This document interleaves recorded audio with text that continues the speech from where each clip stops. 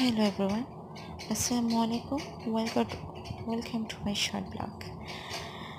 আমরা ওই দিন চলে গিয়েছিলাম কুমিল্লাতে অবস্থিত কুমিল্লা ক্যান্টনমেন্টে রূপসাগর পার্কে ঘুরতে।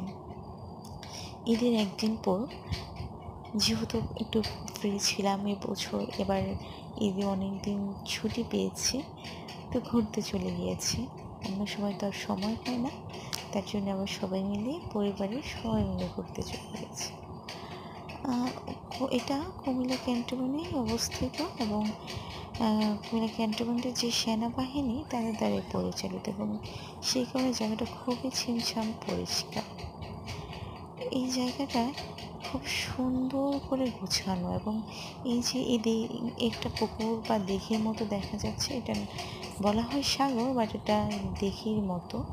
এবং এখানে কিছু হর্সের স্ট্যাচু দেওয়া আছে, খুব ঠিক মধ্যখানটায় সুন্দর করে স্ট্যাচু দেওয়া আছে।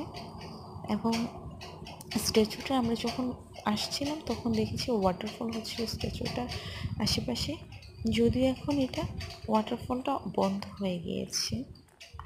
যখন ওয়াটারফল হয় তখন দেখতে খুবই ভালো লাগে। আজকে এই পর্যন্তই, আল্লাহ হাফেজ, শেষ।